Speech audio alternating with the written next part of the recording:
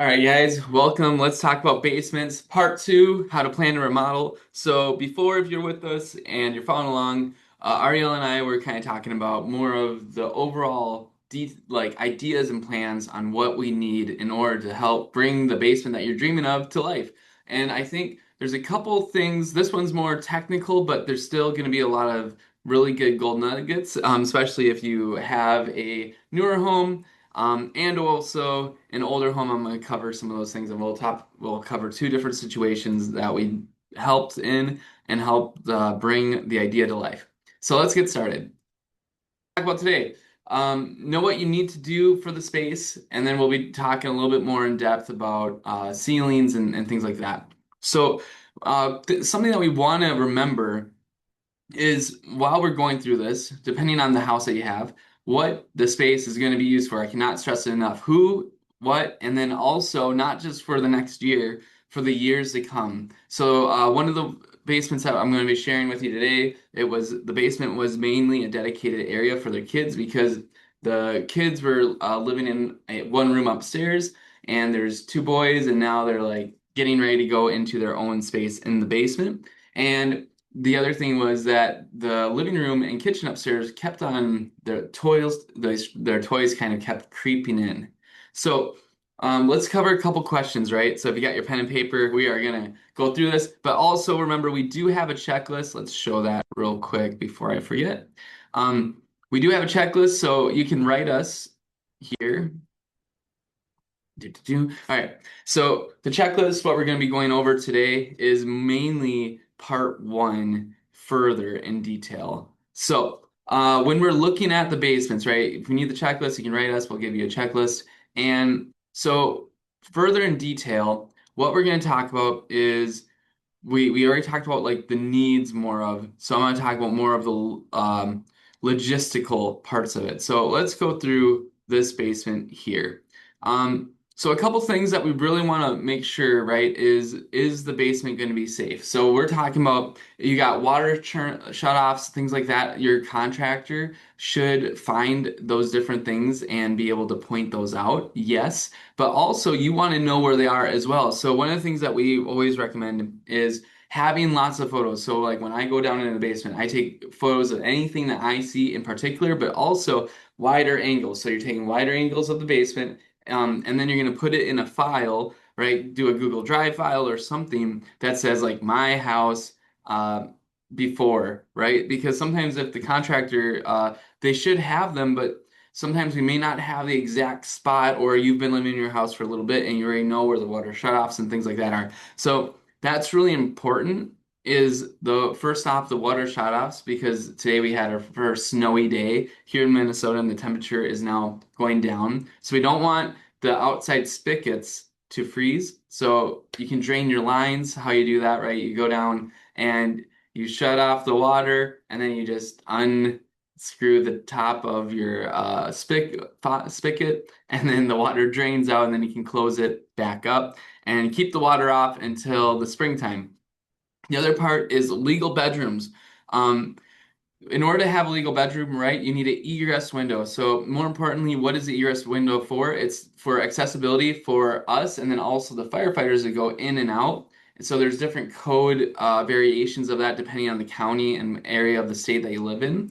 That's going to be really important. The other part is the storage space, right? Like I covered in the last video was how much storage do you need? So preparing, right, when you're getting ready for a basement, you don't need to always think about where everything's going to go, but think about what are the things that are for sure going to stay. And do you need help, building like shelving or putting shelving together? And you want to talk to your contractor about that. So when it comes to the bedroom, a couple things that we want to do is one, we want to make sure that the bedrooms you can get things in and out of, right? Secondly, is obviously the safety issue. So like egress windows, if there's going to be a soffit, things like that, that we're going to be able to have enough headspace for that egress window so that's far enough away from the ground. And then the other thing regarding the bedroom is the closet situation. So this one is really interesting because some counties you just need enough square footage. So a lot of it's usually 7 by like 10, so 7 by 10 or something like that. So But when you're looking at the bedroom itself, you want to make sure, right? It's not like you do have resale, but if you have a house that's, past early, like it was built earlier than the typically like 90s, 85, 1970s, and you're further in the cities, a lot of times those bedrooms are really tight. And so you have to get creative on how they are. And so one of the things that you can do, right, is the closet space. So the closet space can actually, code wise, not every county requires like a physical closet. So sometimes you can do different things but typically a realtor or a mortgage company will ask for a physical closet. But you can actually buy something, or have it made as a cabinet that will be that closet space, and you can make it a little bit more shallow, and that will help with that situation. Um, the other part about this is when we're talking about wet bars, we're going to cover that another time. But the other thing is like the wet bars, making sure that the space that you have set aside for it before you have the contractor go down, that you just articulate where you want it in that area correctly. And I'm actually going to address a question right now that is, Justin, when do I talk to a designer? So in the case that you're going through the different things, and do I need a designer or a contractor? I think this question it depends on the age of your house and what your particular style is. So for example, a lot of our clients typically, Ariella is going to be our designer because she's within the staff and we're working together. And sometimes we get somebody like Melissa Matthews who's already working with a client. So I think it really depends on one, how much cabinetry you're going to have down there. Two, what is the feel and look that you want to have? And then, like for example, you're kind of matching different styles, or if you're going to go to something totally different. So when you should talk to a designer typically is probably after you have a contractor walk through first. But um, a lot of times though, we get a question like, why are my quotes all over? I got a quote for 70,000. I got a quote for a lot more than that, like 100 something thousand. And then like I went to a home where a lot of our quotes were relatively the same, like 100, 120,000. Then they had a quote for 200,000 and they didn't label it out. And I'm like, hey, like I don't need to look at the quote, but let me like, what did you give them? And they're like, oh, we just gave them our house plans and we asked them to quote it. Well, it's really important as the customer, right? As a client, you want to make sure the what you're asking for is consistent throughout. And especially if you're meeting with multiple contractors and you get fatigued, it's really simple to think that you shared all the different things while the contractors all have different perspectives. So the goal is to gather all those perspectives through one lens, which would be your scope of work paper. So you can even go on ChatGPT or whatever and speaking to your phone, go on notes on and just say, all right, this is what I need. I need a bedroom, I need a bathroom, I need a wet bar, and I need a family room. And then the storage, I don't need too much storage. So making sure that they know what is important to you is the most, I probably should have started this like first thing is making sure that whoever you're working with in order to fix and do the space has the perspective that you have so that by the time that you're finished, right, and 3, 4 years down the road, you're not like, oh, while they're there, I wish they would have known about this. One of the ways to do that, right, is like obviously a lot of guys like me, right, we try to ask the right questions, but not always in that time that we're asking questions, we're not always remembering the most like special things to you. So making that list, going through the checklist, right, is a really good way to do it. And then when you make something like that and just a hand, like a hand drawn napkin drawing will do just fine. And just slowing down enough to kind of be like, all right, this is my basement. This is kind of what I see. But then obviously, some of our clients, right, they don't want us to know.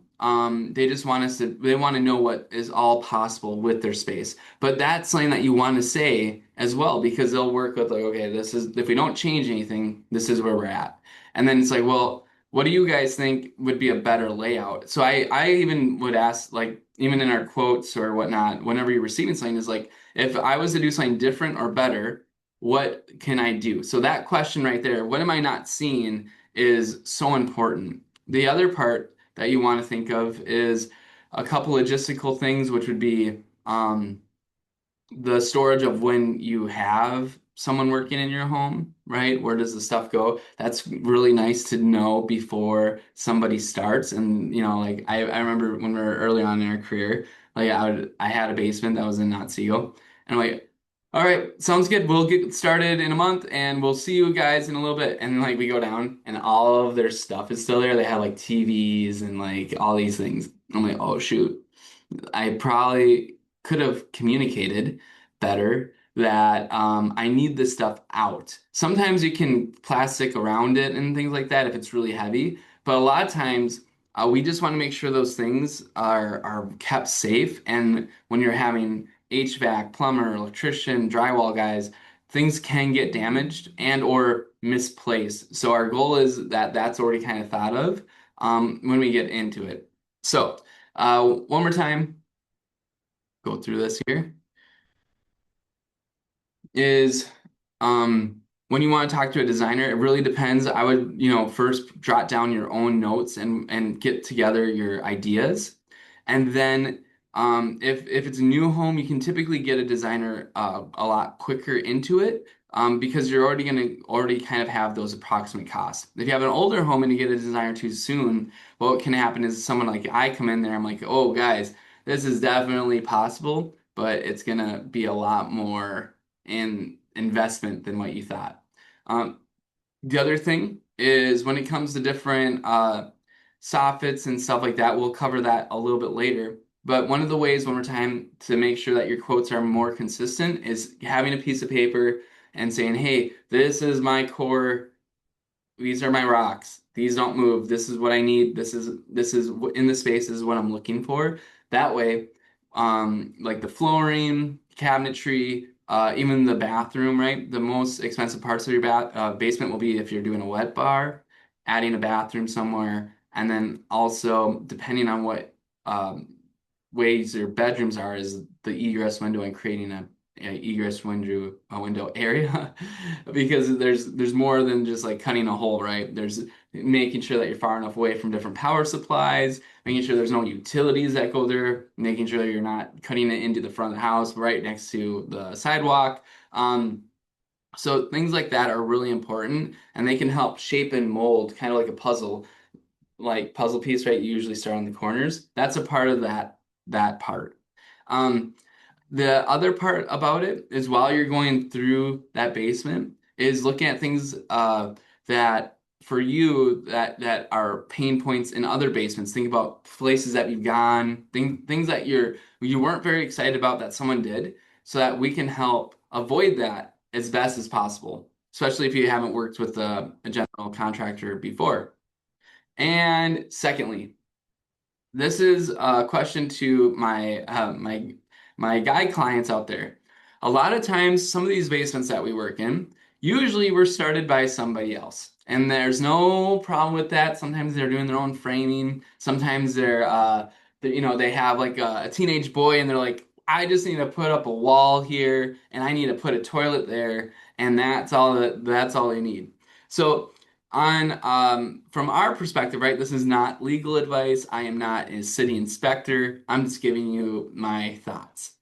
Is when you are finishing something and or adjusting something, it is so important that one is that you're talking to the contractor. So for example, like I finished a basement. That homeowner did finish a part of their basement, and then they're asking me to finish the other side. Well, what happened was that there's certain things that were covered up by drywall, wires, things like that, and the guy was like, I rated the side. It's all done. I even did, I went through the permitting process and I just never did the rough and stage. I just closed it up before the inspector got there, but the permit's been pulled. So in the state of Minnesota, you can do your own electrical. You can do different things as a homeowner. But then when a contractor comes in to finish it, typically we have to pull a new permit underneath us, right? So it's not like homeowner, us. Typically, it's our own separate permit depending on what it is. And so what happened with this certain case is like he thought he was saving a lot of resources and money because he already finished the space. But the problem was is that he didn't, go and put a green treated board around on the bottom. So like when the concrete and will condensate, or if it ever gets wet, we don't put like rod as like pine 2x4s right on it. We do a green treated board so that if something does happen, the boards don't rot. So I had to go and I had to tear out all of the lower, um, like I had to tear out basically his walls, right, and rebuild those. And the other thing was like different plates and stuff like that that he needed for that basement, which was for electrical use. I'm like, hey, you got photos? He's like, yeah, I got photos. I'm like, cool. So he didn't put like cover plates on like where the stud is, and the walls were really close, so he had like wires directly behind the drywall. And so what would happen, and he didn't have anything like if the guys were screwing in the drywall, it would hit the stud and then would go possibly into the wire. So there's just certain things that you want to slow down. You're a weekend warrior and it's good, but you want to kind of slow down and just kind of, watch a couple YouTube videos, see what's going on, see, for your area. A lot of times, someone's like, "Hey, I watched a YouTube video. I don't need these types of things in my basement." Well, I'm like, dude, that YouTube video is in um, somewhere down south where they don't have like -30-degree weather. So you do need insulation on your walls. Like, my insulation, my foundation was already insulated on the outside. Well, they ask for like a R7, depending on where you're at in Minnesota, on the inside to R19. And then you want to be far enough away from the wall as well. So, anyways, my point is, details aside, my point is just slow down. Take your time. If you're gonna do something yourself, take your time. And then if you know a contractor's coming in on the other stuff, is like if you have the information ready and set, making sure those photos are available, and then also the expectation is clear of this is what's happened, this is what we're planning to do, is really important. One more topic, right? So in a new home setting, uh, if you're in Otsego, right, we go through this almost every basement that we do. You have this drywall ceiling. So when you purchased a home, they had a drywall ceiling underneath the floor joists just like this. And then the homeowner's like, "Hey, I already got all the drywall done. Why can you just keep it there, finish it, and I'll save, however, 2 grand on new drywall and the install and labor and all the stuff." So this is important. The drywall that they mainly put on in the basements is a 1/2 inch versus when it's a finished condition space, which needs to be 5/8. So all this drywall is useless. And the other thing is like, well, why can't you reuse it? Well, once we take it down and we have to scrape off, the different mud and tape, it takes so much longer for our guys to finish it because the drywall has little defects. And so when you paint, no matter what you do to mud and tape it, you'll still see different creases and it won't look like a good finished product.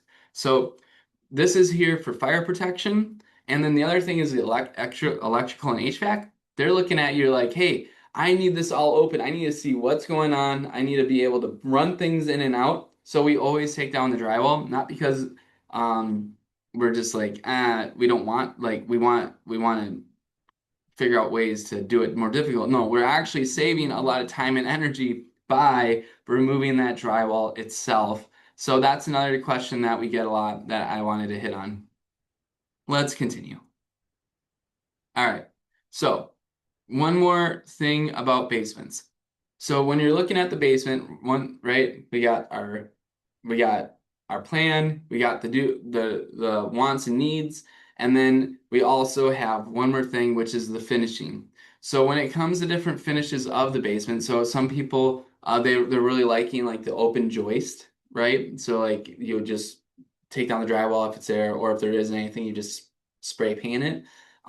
Those things are really good for somebody like me to know right up front if you're looking into those different options, because then it's not like you can go to Menards and just buy quick paint and then be like, oh, I'm gonna paint this and it's gonna be good. It has to be fire retardant. There's different codes that we want to make sure that we're going to make the best case for you. and it just helps clarify all this stuff, all these little questions, and it'll help the process go so much smoother if you're finding someone to work with.